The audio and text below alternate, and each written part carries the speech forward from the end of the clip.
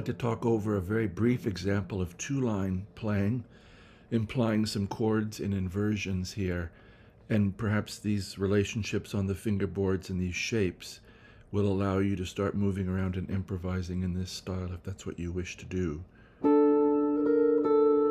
we're going to have our friends a perfect fifth, the D and A, 12th fret and 10th fret of the 4th and 2nd strings. And we're catching B flat there at the 11th fret on the 2nd string. Melodic pitch. And then we're going to reach B flat and A.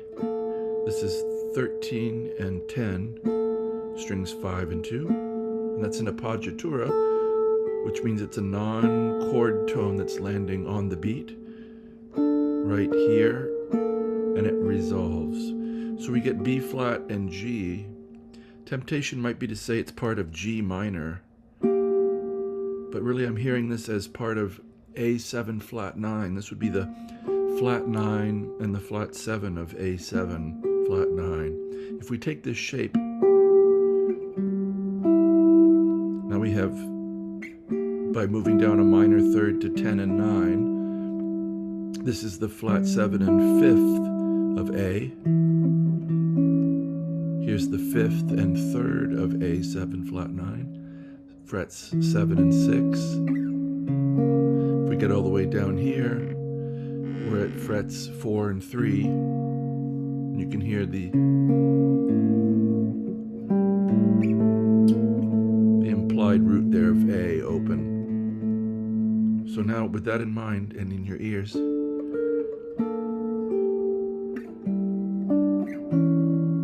hear how that would go right to D minor in our ears.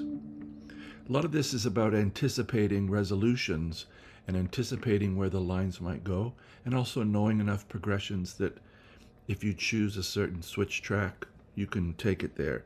So in this case, we're just going to do 1 minor 5, 1 minor 5, 1 minor, and we'll go on. 10 and 12, 13, 13 and 10 with the appoggiatura G on the 12th fret. And now these guys drop, these sixths drop to A and F, 12 and 10.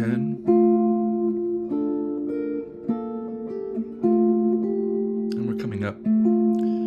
A and F, 12 and 10 is going to 12th fret G. And another appoggiatura, 10 and 10, G and F.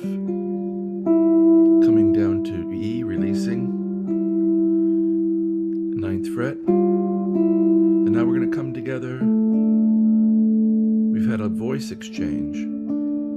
So D and A has become A and D. 7th fret of the 4th and 3rd strings. Together, 5th. This gives us somewhere to go. So the voices are pretty close together. If we start moving them, they're going to run into each other really quick, which on the guitar leaves us nowhere to go.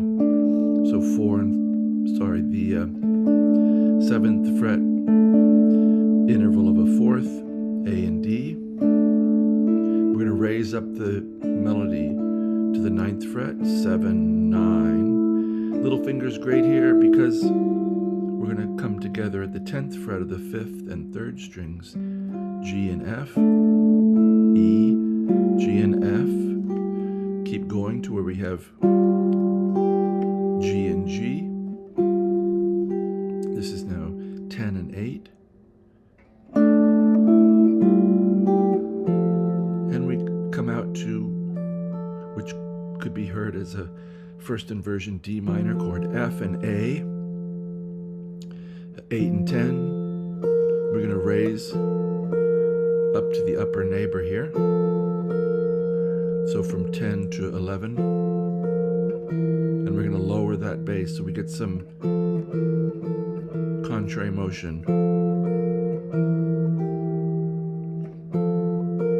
So here's 7 and 11 down to 8, E and B flat down to G, which you'll hear also gives us that A7 flat 9 sound.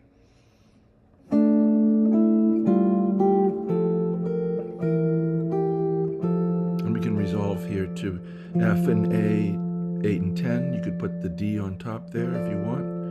It's really crying out for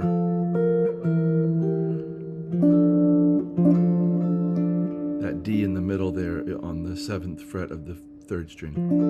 So if we have F, D, and A, frets 8, 7, and 10. I'll play it one more time slowly all the way through.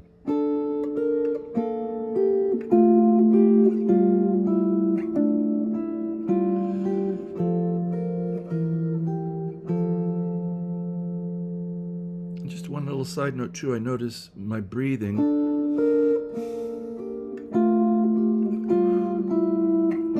Exhale. That these phrases breathe in a certain way, and see if you can notice what your breathing's doing, and if you're holding your breath through the whole thing, or if there's a ebb and flow to your breathing. I noticed from watching these videos that I make for you that my mouth is really involved in what I play, as I'm almost as if I have a horn, a saxophone or something in there, and I'm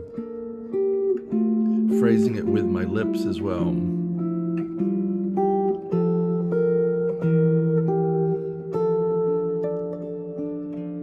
So I hope this line finds you well and enjoying your music, having the luxury of playing the guitar and appreciating that fact. And I wish you, as always, a very, very good day.